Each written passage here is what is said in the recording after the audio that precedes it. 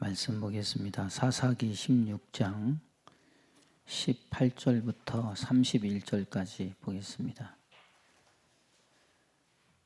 사사기 16장 18절부터 우리 두 절씩 읽겠습니다. 들릴라가 삼손이 진실을 다 알려주므로 사람을 보내어 블레셋 사람들의 방백들을 불러 이르되 삼손이 내게 진심을 알려주었으니 이제 한 번만 올라오라 하니 블레셋 방백들이 손에 은을 가지고 그 여인에게로 올라오니라. 들릴라가 삼손에게 자기 무릎을 베고 자게 하고 사람을 불러 그의 머리털 7가닥을 밀고 괴롭게 하여 본즉 그의 힘이 없어졌더라.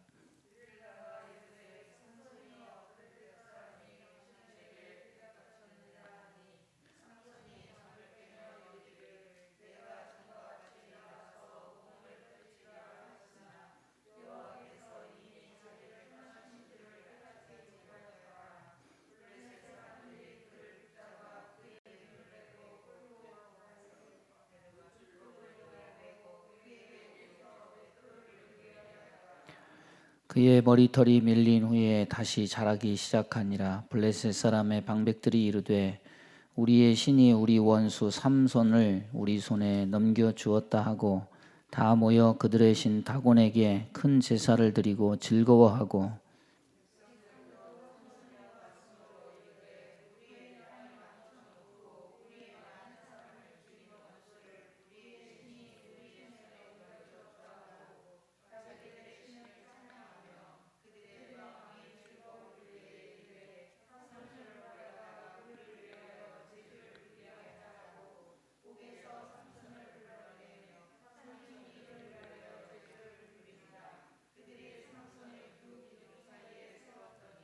삼손이 자기 손을 붙든 소년에게 이르되 나에게 이 집을 버틴 기둥을 찾아 그것을 의지하게 하라 하니 그 집에는 남녀가 가득하니 블레셋 모든 방백들도 거기에 있고 지붕에 있는 남녀도 3,000명가량이라.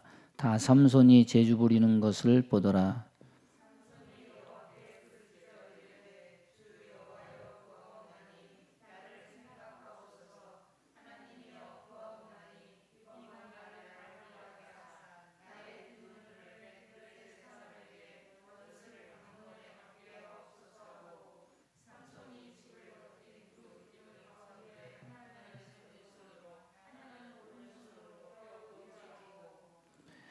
우리 한 절씩 읽겠습니다. 삼손이 이르되 블레셋 사람과 함께 죽기를 원하노라 하고 힘을 다하여 몸을 굽히매 그 집이 곧 무너져 그 안에 있는 모든 방백들과 온 백성에게 덮이니 삼손이 죽을 때 죽인 자가 살았을 때 죽인 자보다 더욱 많았더라. 그의 형제와 아버지의 온 집이 다 내려가서 그의 시체를 가지고 올라가서 소라와 에스다올 사이 그의 아버지 마누아의 장지에 장사하니라. 삼손이 이스라엘의 사사로 20년 동안 지냈더라. 아멘. 모든 것이 은혜면 이 삼손처럼 처음부터 끝까지 은혜를 입은 사람이 없습니다. 기도해서 아들 달라고 해서 얻은 아들도 아니고 전적으로 하나님의 은혜로 태어나고 하나님의 은혜로 사명을 받습니다. 그런 절무후무한 하나님 은혜를 받은 이 삼손이 정작 사랑은 전부 다 다른 데 쏟습니다. 그래서 하나님 사랑은 언제나 짝사랑인 것 같아요. 이 삼손의 최대 약점이 뭡니까? 처음부터 끝까지 여자죠. 앞에서 딥나의 블레셋 여자와 결혼하고 실패하고 또 16장에 등장하는 여자가 이 가사의 기생 들릴라인데 이 여자는 이스라엘 사람도 아니고 또 블레셋 사람도 아니고 가나안 여인일 것이다 이렇게 추론을 합니다. 이 다른 여자들과 무슨 차이가 있냐면은 앞에 있는 여자들은 이름이 없습니다. 그런데 여기 보면 들릴라는 이름이 나옵니다. 소래골짜기의 여자를 사랑했는데 사랑했다는 표현은 들릴라뿐이에요. 딥나 여자는 좋아했다고 나오는데 들릴라는 사랑했다 이렇게 표현을 합니다.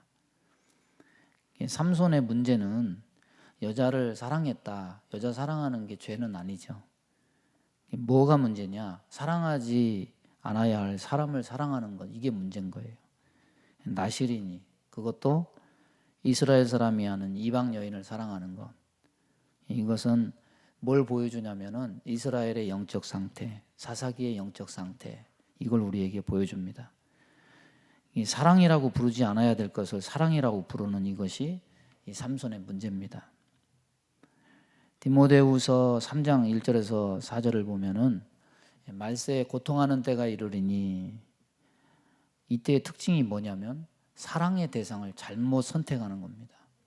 자기를 사랑하고 쾌락 사랑하기를 하나님 사랑하는 것보다 더하고, 그러면서 정작 하나님은 사랑하지 않습니다. 성도인 우리가 이 땅에 살면서 가장 귀한 부름은 뭐냐면 사랑하는 겁니다. 하나님을 사랑하는 겁니다. 하나님이 왜 창조했느냐? 너는 나를 사랑해라. 그 이유로 창조한 겁니다. 뭐 아무렇게나 갖다 붙이면 사랑이 되는 게 아니에요. 부모들이나 자녀들이나 배우자나 믿음의 동역자들이 사랑하지 않아야 할 사람을 사랑이라는 이름을 붙여서, 사랑하지 말아야 될 것들을 사랑이라는 이름으로 붙여서 합리화할 때 문제가 발생하고 고통을 맛보게 돼요. 말세에 고통을 당하는 이유는 뭐냐면 사랑의 대상을 왜곡해요. 방종과 방탕을 사랑이라는 이름으로 거기다가 사랑을 붙여서 그렇게 왜곡된 사랑을 하기 때문에 그렇습니다. 오늘날 보면은 개인의 자유가 극대화된 사회입니다. 인권, 자유, 개인 존중, 이게 그냥 뭐든지 최고예요. 방탕과 방종을 권하는 사회가 오늘날의 사회죠. 방종을 방종이라고 부르지 않고 이 방종을 정당화시키고 합리화시킵니다. 하나님의 백성이 이런 삶을 살면 결국 몰락의 길을 걷게 되는 겁니다. 여러분 다 기억할 겁니다. 옛날 TV 통신사 광고에 차태현하고 김민희가 나와서 뭐라고 얘기냐면 사랑은 움직이는 거야. 그게 히트를 쳐가지고요. 그 광고가 시리즈로 4탄까지 나왔어요. 사랑은 움직이는 거다. 이 변하는 사랑에 대해서 합리화하는 거죠. 원래 사랑은 그런 거야. 움직이는 거야. 근데 성경을 뭐라고 말하느냐? 사랑은 변하지 않는다. 사랑은 오래 참는 것이다. 하나님이 우리를 향한 사랑이 그래요. 하나님은 변하지 않아요. 그런데 하나님은 변하지 않는데 우리가 변하니까 하나님은 고통스러우세요. 그래서 하나님은 사랑은 변하지 않지만 오래 참으셔요. 사랑하기 때문에. 믿는 자의 사랑 움직이지 않아야 돼요. 하나님이 우리에게 주신 배우자가 나이를 먹어가면서 아름다움, 매력이 약해지고 이제 주름도 생기고 머리에 흰머리도 생기고 몸매도 다 잃어가고, 그런 순간에도 한 대상을 바라보고 그를 향한 진실한 사랑을 하고 하나님이 우리에게 주신 것처럼 인내하고 지지하고 그 관계를 지속하는 것, 이게 진정한 사랑이죠. 뭐 웃긴 얘기 한번 하면 제가 말하면 잘 안 웃더라고. 웃긴 얘기를 참 재미없게 해가지고 우연히 이제 목사님들 부부하고 이렇게 같이 있는데 우연히 저기 전화번호부에 남편 아내를 뭐라고 해놨나 그랬더니 다 내 짝으로 해놓은 거야.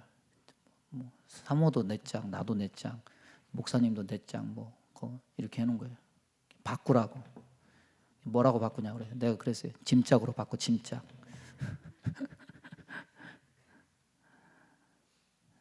잘못하면 짐짝 돼요. 그러니까 짐짝 안 되도록 남자들 잘해야 돼요. 나는 짐짝 안 되려고 잘하잖아. 이 하루에 일식하고.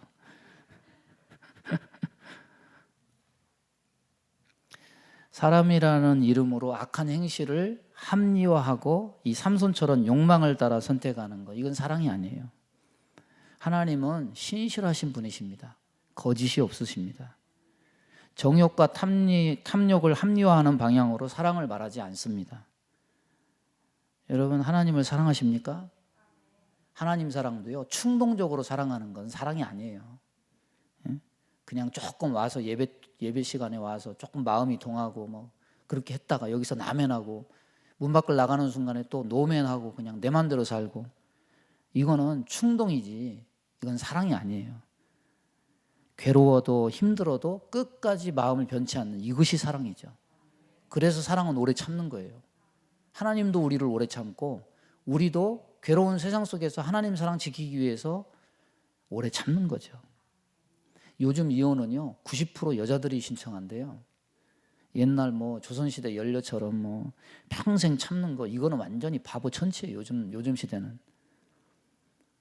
과거에 보면 문제도 많죠. 시집 위주의 그 강압적인, 남편에게 막 맞고 폭력을 행하고 뭐 이런 시집살이는 정말 문제가 많아요. 그런데 사람들이 이제는 선을 넘어요. 참는 것은 사랑이 아니다, 바보 병신이다, 이렇게 생각해요. 그러다 보니까 인간의 생각으로 성경을 보면 성경이 우습죠.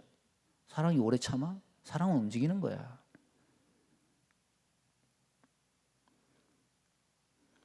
뭐 다 로망이 그렇죠. 사랑 그러면 뭐 한눈에 반한, 뭐 여자든 남자든 막 한눈에 반한다. 그게 얼마나 갑니까? 뭐 그리고 온갖 스펙을 다 가졌어. 막 돈도 많지, 잘생겼지, 학벌 좋지, 선망의 대상이죠. 이 여자들은 본능적으로 능력 있는 남자를 찾죠.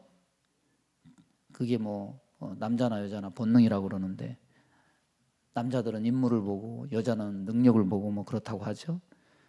어떻게 보면 이 들릴라는 그 시대에 가장 좋은 스펙을 가진 남자를 만난 거예요. 그런데 그런 능력을 가진 남자를 얻었으면 만족을 해야 될 텐데, 사랑하면서 견뎌주면서 오래오래 참아야 할 텐데 들릴라가 삼손을 배반합니다. 왜? 힘보다 더 좋은 게 있어요.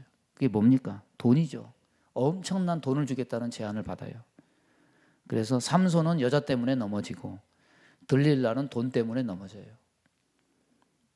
그래서 오늘 말씀의 첫 번째 보면은 이 사랑에 배신당하고 뺏기는 이런 장면을 우리에게 보여줍니다. 5절에 보니까 블레셋 사람의 방백들이 그 여인에게로 올라가서 그에게 이르되 삼손을 꾀어서 무엇으로 말미암아 그 큰 힘이 생기는지, 그리고 우리가 어떻게 하면 능히 그를 결박하여 굴복하게 할 수 있을는지 알아보라. 그리하면 우리가 각각 은 1,100개씩을 내게 주리라. 삼손이 가사에 들어갔어요. 기생의 집에 들어갔는데 그게 들릴라의 집이죠. 그래서 이제 소문이 났어요. 거기 있다. 여자에게 빠져서 거기 있다. 블레셋 사람들이 매복을 해서 공격을 하려고 그러는데, 삼손이 그걸 알고서 가사의 성문, 그 성문이 얼마나 큽니까 여러분? 저 광화문 이런 데 가보세요. 성문이 얼마나 큰지. 그 성문을 그냥 통째로 뜯어가지고 어깨에 치고 가사에서 헤브론까지 60km입니다. 60km. 가사에서 헤브론까지 60km예요. 그거를 지고 올라가요. 그럼 뭐 개인 집에 대문을 들고 가는 것도 정말 괴력인데, 성문을 뜯어가지고 60km를 가는 이렇게 엄청난 괴력을 가진 이 삼손을 보면서 아주 기가 막혔을 거예요. 저게 도대체 뭐냐? 그런데 이제 그렇게 매복해서 죽이려고 안 되니까 들릴라를 찾아가서 은 1,100개를 우리가 각각 주겠다. 은 1,100개가 아니에요. 각각 주겠다 그러니까 블레셋의 도시는 5개입니다. 그럼 몇 개입니까? 5,500개예요. 5,500개가 뭐 얼마나 될까? 감이 안 잡히죠. 은 하나, 한 세겔. 일반 노동자의 4일 품삯이에요. 한 달이 30일이니까 한 달 일해도 10세겔이 안 되겠죠. 응? 그럼 100세겔 정도면 한 해 연봉이에요. 100세겔이면.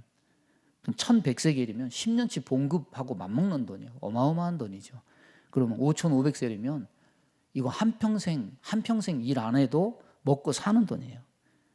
그러니까 노후 걱정 없이 한평생 봉급을 그냥 일시불로 내가 너를 줄 테니까 이 비밀을 좀 알려달라. 평생 만져보지 못할 엄청난 재물을 제시하고 삼손의 능력을 제거할 수 있는, 제압할 수 있는 방법을 가르쳐달라. 좀 캐내라. 매수당하죠. 받아들이죠. 4번에 걸쳐서 집요하게 힘의 근원이 뭐냐 물어요. 처음 한두 번은 삼손이 장난을 하죠. 장난식으로 가볍게. 새 활줄 7개로 나를 하면 내가 힘이 없어질 거다. 뭐 새 밧줄로 나를 묶으면 건성으로 대답하면서 놀려먹는 재미가 있죠. 세 번째부터는 이제 조금 이제 진실에 가까워져요. 머리털 7가닥을 배틀 날실에 섞어서 짜면 힘이 없어진다. 이제 머리로 갔으니까 진실에 가까워지고 있잖아요. 여러분, 삼손이 어떻게 넘어집니까? 처음부터 넘어지느냐? 장난은 처음 장난식으로 해요. 가볍게 받아요. 두 번째도 가볍게, 세 번째도. 그런데 이제 세 번째부터는 실체에 접근해요. 그리고 네 번째 넘어져요. 몰락은 갑자기 임하지만 과정이 있어요. 과정을 살펴보면 처음부터 진지한 게 아니에요. 무너지는 댐이 갑자기 무너지지만은 어디서부터 시작하느냐? 벽에 금이 가는 것부터 시작하겠죠. 벌어지고 넘어지는 과정, 넓어지는 과정을 거치고 돌이킬 수 없는 상황에 직면하게 되고 갑자기 무너지게 돼요. 세 번째 이야기 끄집어낼 때 이제 여자들이 비장의 무기를 꺼내죠. 나 사랑하냐? 나 사랑하냐? 남자가 이 말에 이제 넘어가죠.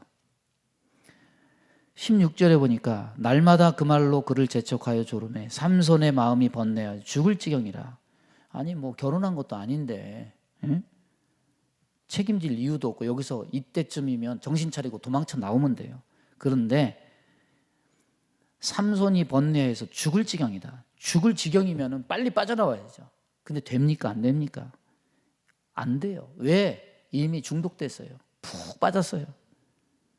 죄는 중독성이 있어요. 잘못한 일인 줄 알아요. 옳지 않은 것인 줄 알아요. 그런데 알면서도 못 빠져나와요. 늪입니다. 늪. 사람들이 죄를 몰라서 짓는다? 천만의 말씀이요.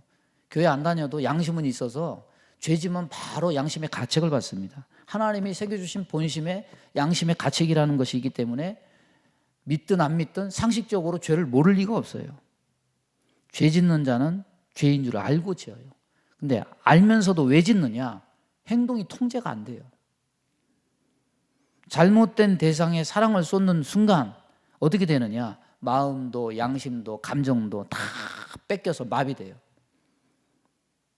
그래서 죄는 몰라서 짓는 게 아니라 중독돼서 짓는 거예요. 죽을 지경인데 왜 떠나지 않습니까? 죽을 지경인데 떠날 생각도 안 하고 하나님 나를 좀 도와주세요. 그 요청도 안 해요. 삶이 마비된 거죠. 죄는 그래서 무서운 거예요. 삼손은 하나님께 엄청난 은혜를 덧입고 모태로부터 나시린으로 부름받는 그 귀한 복을 얻고 세상이 놀랄만한 능력, 지혜, 강한 힘, 특권을 가졌는데 하나님께 마음을 드리고 사명과 부르심에 자기 삶을 들여서 충성하는 게 아니고 어디에 마음과 사랑을 다 쏟고 빼앗기느냐? 세상과 여인과 쾌락에 마음을 다 거기 빼앗기고 사랑을 거기 다 쏟아요. 다른 것을 사랑해서 마음을 빼앗기는 것, 중독된 것, 마비된 것, 그리고 움직일 수 없는 것, 이것이 뭐냐? 삼손의 문제고 이것이 뭐냐? 말세의 문제예요. 사랑의 대상을 왜곡하는 성도들의 문제예요. 받기는 받았어요. 하나님의 은혜도 받았어요. 생명도 받았어요. 힘도 받았어요. 능력도 받았어요. 지위도 받았어요. 다 받았어요. 안 받은 게 뭡니까? 하나님께 받았으니까 사는 거죠. 그런데 이 받은 것을, 하나님이 주신 것을, 받은 것을 감사하면서 하나님께 드리는 게 아니라 은혜는 하나님께 다 받고 사랑은 어디다 쏟느냐? 다른 데다 다 쏟아요. 마음도 거기 뺏기고 이 마음이 어디가 있느냐? 세상 여자에게 가 있어요. 그래서 잠언에서 뭐라고 말합니까? 마음을 지키는 것이 생명을 지키는 것이다. 성을 뺏는 것보다 지키는 것이 더 중요하다. 마음을 지키는 게 중요하죠. 그런데 마음이 어디 있느냐? 삼손은 마음이 여인에게 가 있어요. 푹 여인의 치마폭에서 못 빠져나와요. 어떻게 됩니까? 하나님 바라보지 않고 여자에게 돌린 그 눈이 어떻게 됩니까? 뽑혀지죠. 21절에 보니까 블레셋 사람이 그를 붙잡아 그의 눈을 빼고 끌고 가사에 내려가 놋줄로 매고 그에게 옥에서 맷돌을 돌리게 하였더라. 마음이 세상의 쾌락에 뺏기고 나니까 뭐가 임하느냐? 눈이 뽑혀가지고 어두움과 이제는 아무것도 할 수 없는 존재가 돼요. 여러분, 삼손의 능력의 근원이 어디입니까? 머리죠, 머리카락. 그런데 머리카락 자체가 무슨 능력이 있습니까? 그건 하나님의 그 상징적인 거죠. 사인이죠. 머리카락 자체가 무슨 능력이 있어요. 머리카락을 밀지 마라. 이것은 하나님의 약속, 하나님이 나실인으로서 약속일 뿐이고, 삼손의 능력의 근원은 뭐냐면 하나님의 임재예요. 여기 머리털을 미니까 하나님의 능력이 떠났다고 말하는 것은 하나님이 함께 했다는 말이에요. 나실인으로 부르고 한계와 약점이 많은 삼손에게 임하셔서 능력으로 붙들어 주시고 동행하셨는데, 삼손이 죄를 이기지 못하고 하나님과의 약속, 나실인의 상징인 그 약속 머리를 미니까 하나님이 그 임재를 거둬요. 더 두려운 건 뭔지 아십니까? 더 두려운 거는 삼손이요, 그걸 전혀 몰라요. 왜? 그때까지 들릴라의 무릎을 베고 자고 있어요. 돈 때문에 삼손 팔았는데 전혀 깨닫지 못하고 들릴라가 나를 사랑해서 무릎에 나를 베고 나를 잠자게 해주는구나. 무릎을 베고 자고 있어요. 어두움이죠. 눈이 안 떠져요. 들릴라가 미모로서 달콤한 목소리로 그렇게 삼손을 어루만지면서 잠을 자게 하는데 거기에 하나님의 음성은 안 들려. 하나님의 임재가 거두어졌는데 깨닫지 못해요. 지금 자기가 얼마나 위험한 상황에 있는지를 알아야 되는데 몰라. 영혼이 지금 썩고 있다는 걸 몰라요. 잠을 자고 있어요. 이게 뭐냐? 죄가 하는 일이에요. 죄가 하는 일. 따라서 해보겠습니다. 죄는 진실을 가린다. 여러분, 가끔 TV에서 이렇게 보면은 자기가 죄 짓고서 막 아니라고 막 부정하잖아요. 스스로도 막 가린 거죠. 뭐가 씌워가지고 자기는 절대 안 했대요. 삼손은 지금 죄라고 생각하고 한 게 아니에요. 뭐라고 생각했냐? 사랑이다, 이거. 내가 사랑하는 여인에게 이렇게 행했다. 죄 앞에 사랑이라는 이름을 붙였지만은 실제로는 사망의 길인데 돌이켜야 할 때 돌이키지 않고 반복해서 머물러 있으면은 그 위험이 코앞에 왔는데도 불구하고 무릎을 베고 자기 만들어요. 인자가 임하는 때에 노아의 때와 같다. 노아의 때는 어떤 때입니까? 먹고 마시고 시집가고 장가가고 죽을 때가 됐는데도 사망의 물이 밀려올 때 몰라요. 깨닫지 못해요. 삼손이 이제는 블레셋 사람들이 왔다 들릴라가 소리치니까 착각해요. 자기가 또 일어나가지고 막 힘을 써서 내 안에 능력이 있으니까 또 이것들을 한 손에 때려 눕히리라. 뭘 할 수 있습니까? 오히려 사로잡혀서 포박이 되고 눈알이 뽑혀요. 혼자 어떤 일도 할 수 없는 그런 사람이 돼요. 그래서 이제 가사의 성문을 떼서 어깨에 메고 헤브론까지 올라가던 그 길을 이제는 반대로 어떻게 되냐면 이제는 반대로 거꾸로 이제는 자기가 포로로 끌려가서 눈을 다 빼고 감옥에 갇혀서 맷돌을 돌려요. 이제 짐승이 됐어요. 노예. 맷돌은 노예나 짐승이 하는 거죠. 나귀가 이렇게 소나 이런 것들이. 죄가 하는 일이 이와 같습니다. 죄가 행복과 많은 것을 양속하고 우리에게 행복이 이루어지는 것 같이 느낌을 줄 수 있지만은 결국 죄는 어떻게 되느냐? 나실인으로서 존귀와 영광을 잃어버리게 하고 눈 뽑히고 사로잡혀서 감옥에 갇혀서 짐승이나 노예가 하는 일을 하면서 처참한 밑바닥으로 떨어지게 만들어요. 여러분, 세상이 아무리 우리에게 좋은 것을 주는 것처럼 그렇게 유혹을 하고 손짓을 해도 거기에 속지 말고 돌이킬 수 있을 때 돌이키는 은혜가 있기를 바랍니다.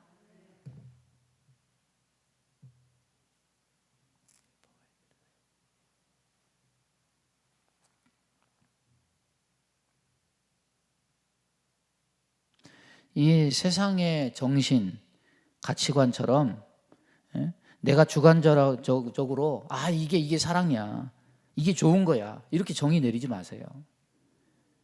하나님 보시기에 좋은 게 좋은 거고, 하나님 보시기에 사랑이라고 하나님이 규정을 해야 사랑인 것이지, 내가 합리화시키면서 이게 내 사랑이야, 이게 좋은 거야, 이게 좋은 게 아니에요. 결국은 어떻게 되느냐? 배신당해요. 사랑에 배신당해. 삼손은 사랑에 배신당한 거죠. 다 뺏겨요. 사랑에 배신당하고 이건 사랑이야 이렇게 했는데 사랑에 배신당하고 뺏겨. 얼마나 처참합니까? 세상에 뭘 믿을 수 있습니까? 눈 뽑히고 감옥에 갇혀 맷돌 돌리고 잔치자리에 불려 나와서 재주 부리고 웃음거리가 되고 조롱거리가 되고, 우리가 하나님 대신 사랑하는 것, 그 결말은 뭐냐? 배신당하고, 배신당하고 조롱거리가 되고 웃음거리가 되는 거예요.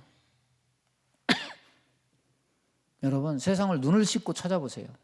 세상의 사랑은요, 저와 여러분을 오래 참지 않아요. 재주 부릴 때, 능력이 있을 때, 그때만 우리를 잠깐 이용하기 위해서 사랑하는 척 할 뿐이죠. 단물 빨아먹으면 바로 버려요. 옛날에는 철밥통이라는 게 있었잖아요. 옛날에는 70년대, 80년대는 직장 들어가면 평생 거기서 봉직하다가 은퇴하는 게 가능했어요. 지금 그렇습니까? 지금은요, 20년 쓰고 버려요. 좀 불쌍해. 우리 청년들 정말 미안해요. 미안해. 뭐 40, 30, 20 후반에 들어가서 40 중반이 되면 벌써 이제 회사에서 명퇴를 당해서 이제는 뭘 하면서 살까? 그런 고민을 해야 돼요. 세상에서 사랑은요, 능력이 있어야 사랑하고 돈이 있어야 사랑하고 뭔가 있어야 사랑하지, 그 존재 자체로 사랑하지 않아요. 그냥 세상에서 사랑한다, 이것은 그냥 이용하는 도구예요. 세상의 사랑을 속지 않기를 바랍니다. 헛된 거 사랑하지 말기 바랍니다. 근데 참 잘 속아. 삼손처럼 잘 속아요.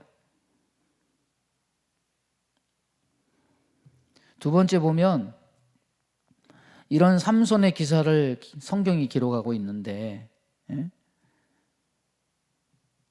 이 삼손은 끝난 거예요. 삼손은 이제 끝났어요. 뭔 소망이 있습니까? 뭔 소망이 있어요? 근데 성경은 망한 자에게 이게 끝이 아니에요. 22절 우리 다 같이 한번 읽어보겠습니다. 22절 시작. 그의 머리털이 밀린 후에 다시 자라기 시작하니라. 실패했어요. 이제 다 끝났어요. 머리털이 다 밀렸는데 자라고 있다, 이렇게 기록해요. 능력의 근원은 머리카락은 아니었어요. 이건 상징이고 실제적인 것은 여호와의 임재였어요. 근데 삼손이 눈 뽑힌 채 감옥에 있으면서 이제 뭐가 달라졌느냐면 마음의 눈이 열리기 시작해요. 육신의 눈을 가지고 있을 때는 들릴라만 보여요. 저게 내 사랑의 대상이다, 들릴라만 보여요. 이 들릴라의 미모에 마음이 막혀가지고 하나도 보지 못해요. 달콤한 목소리, 이 들릴라의 달콤한 목소리에 하나님의 음성은 들리지 않아요.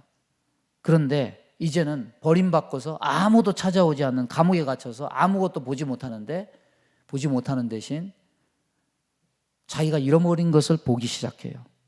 듣지 못하는 대신 하나님의 음성을 듣기 시작해요. 비로소 눈이 뜨이고 마음이 열려요. 하나님이 내게 얼마나 많은 은혜를 주셨는가, 그 은혜로 내가 뭐 했는가, 이게 보이기 시작해요. 사랑하는 여인과 같이 있을 때는 안 보였어요. 눈이 뽑히고 눈이 없어지니까 자신의 약함이 보이고 자신의 허물이 보여요. 하나님이 베푸신 너무나 큰 은혜, 복을 하나님께 다시 돌려드리지 못하고 어리석게도 방종하고 하나님 없는 삶을 선택하고 하나님과 관계없는 살아간 자기 자신이 보여요. 사랑이라고 믿었어요. 그래서 그 여자에게 자신의 생명이 받을 수 있는 비밀까지 다 털어놓아도 좋을 만큼 내가 저 여자는 믿을 수 있고 사랑하는 여자라고 믿었는데 그 여자에게 배반당한 후에야 삼손의 눈이 열려요. 사람이 참 이상해요. 뭐가 이상하냐? 더 많이 주시면 더 많이 충성할 것 같고 더 많이 주면 내가 더 많이 일해야지 이러는데 그렇게만 되면 얼마나 좋겠습니까? 응? 하나님이 주신 거 손으로 만지고 누리고 있을 때 잘하면 얼마나 좋겠어요. 오죽 좋겠어요. 근데 희한하게 기도응답 이루어지고 더 부유해지고 더 시간이 많아지고 더 경제적인 여건이 좋아지고 지위가 높아지면은 눈이 달라지고 오히려 하나님과의 관계가 점점 멀어지고 교만하게 돼요.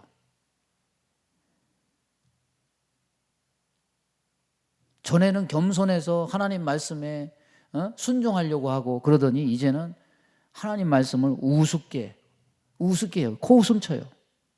안 듣죠.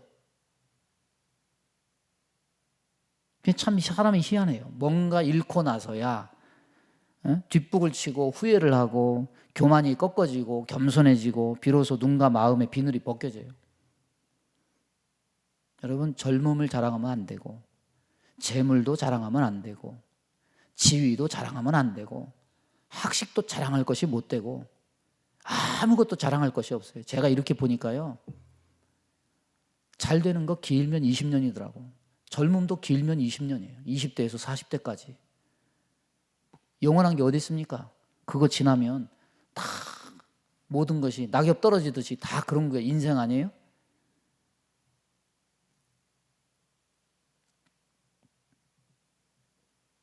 삼손이 사랑한 그 여인은 삼손을 배신하고 삼손 곁에 있지 않는데, 그런데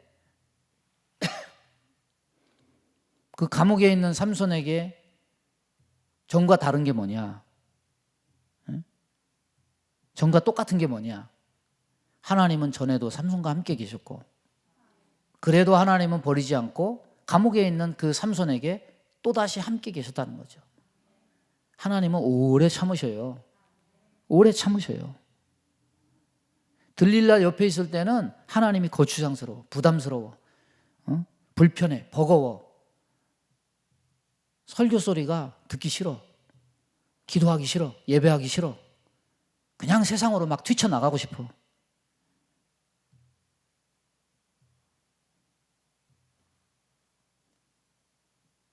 그런데 배반당한 후에 그제서야 하나님의 사랑이 뭔지를 깨달아요.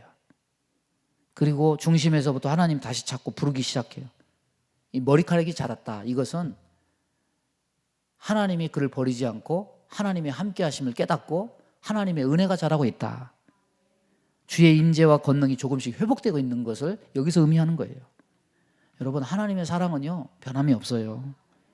기다리시고 오래 참으십니다. 구약이 얘기하는 게 뭡니까? 죄짓지 마라. 이게 십계명 율법이죠. 근데 사람이 율법대로 삽니까? 다 죄인이고 보란듯이 죄짓고 살잖아요. 인간은요, 참 허물이 많고 약함이 많고 죄성이 있어요. 여지없이 우리는 다 깨어진 삶을 살아요. 구약대로 하면 우리는 소망이 없어요. 소망이 없어. 근데 복음은 뭡니까? 복음은 뭡니까? 율법대로 살지 않았으니 너희는 다 죽는다. 이건 복음이 아니에요. 이건 심판이죠. 이거 율법주의예요. 복음은 뭐냐? 그의 머리털이 밀린 후에 다시 자라기 시작하니라. 하나님이 너를 포기하지 않았다. 하나님이 너를 계속 참고 계셨다. 오래 참고 계셨다. 하나님이 여전히 너를 사랑해. 신약에서도 얘기합니다. 죄와 피 흘리기까지 싸워라. 그런데 실패해도 버리지 않아요. 실패한 제자들 버리지 않아요. 너는 다시 일어서라. 내 사명을 감당해라.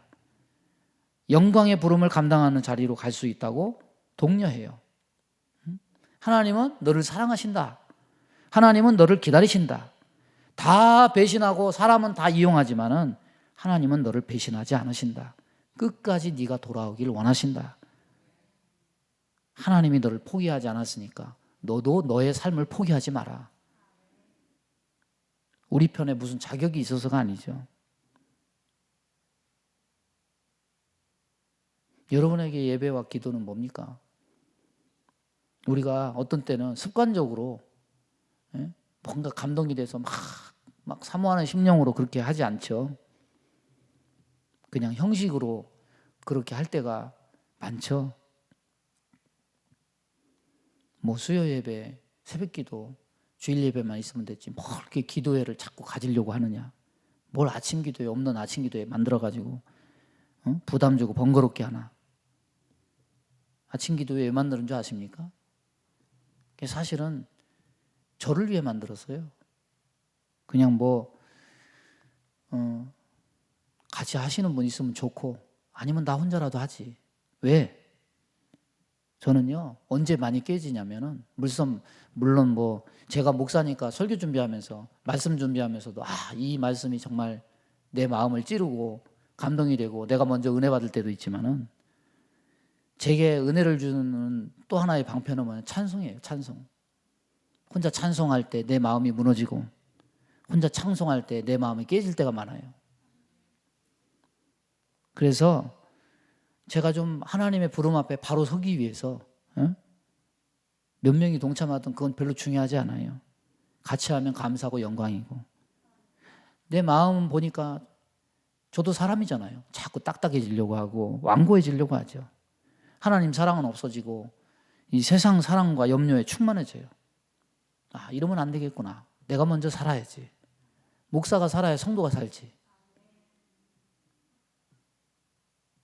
그래서 하는 거예요. 10분이든 30분이든.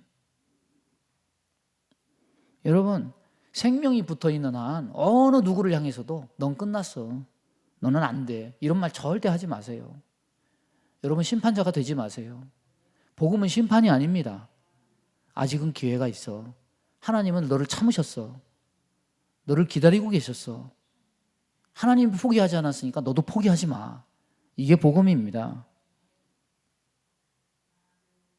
세상에서 연인이 배신하면 어떡합니까? 치정으로 끝나죠.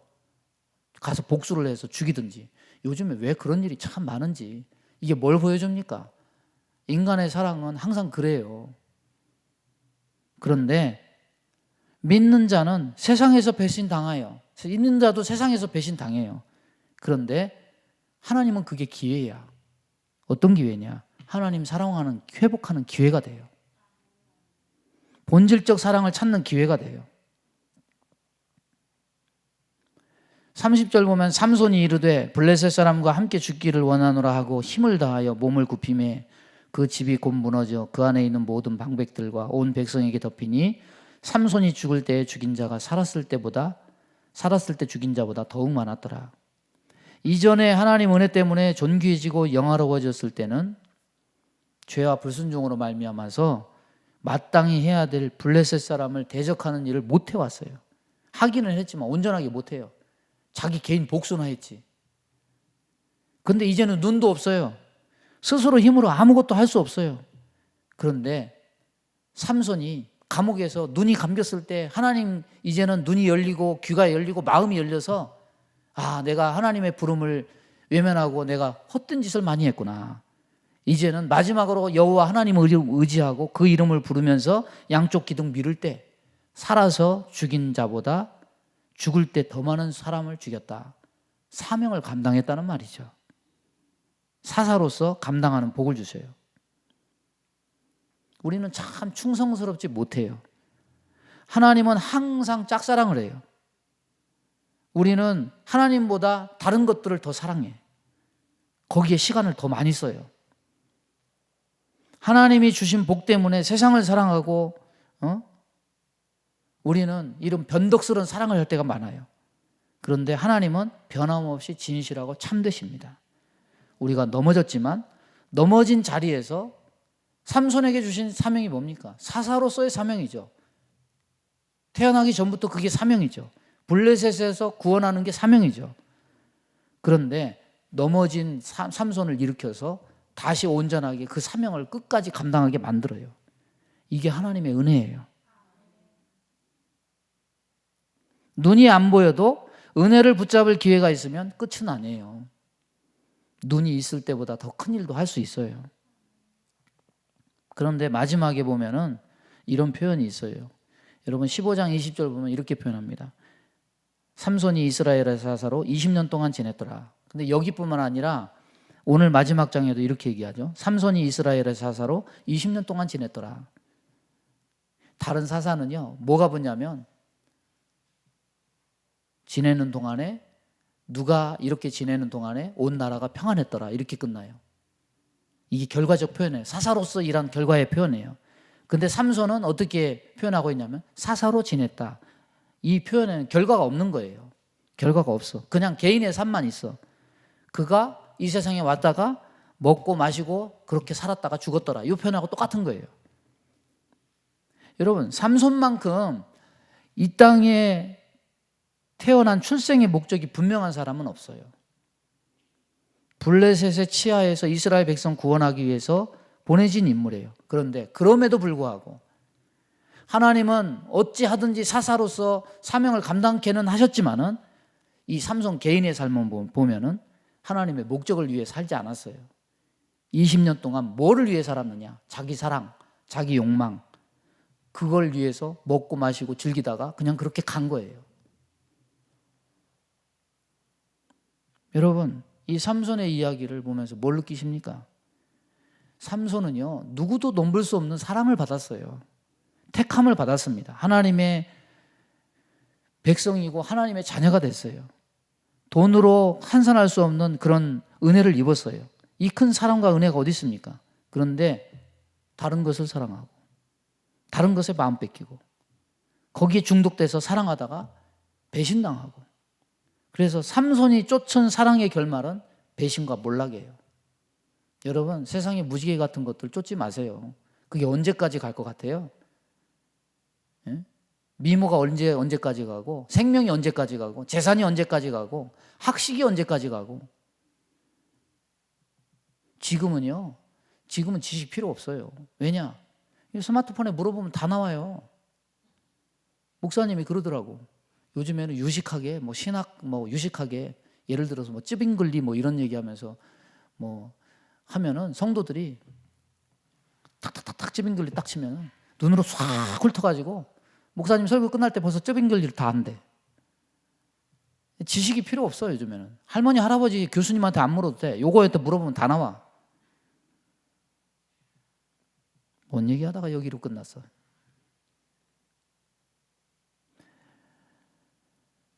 삼손이 쫓은 사랑의 결말, 배신과 몰락. 그러면 여기에 보면 세상에서는 소망이 없는 거죠. 끝이죠. 멸망해요. 그런데 하나님은 그렇지 않아요.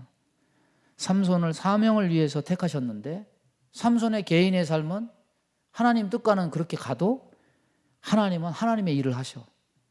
사명대로 마지막 사명을 감당케 하시고 그의 생명을 거두시죠. 그래서 하나님은 불변하셔요. 목적도 사랑도 불변하셔요. 하나님의 오래 참으시는 사랑은 이렇게 배신도 없고 변함도 없어요.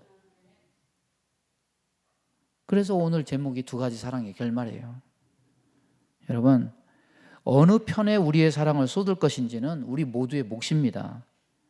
그냥 직분을 받기는 받았는데 아무것도 안 하고 장롱 속에 운전면허증 넣는 것처럼 직분을 장롱 직분 받아가지고 아무것도 안 하고 그냥 이렇게 살았더라 그러면은 사사로 삼손이 20년 동안 사사로 있었더라, 이거하고 똑같은 거죠.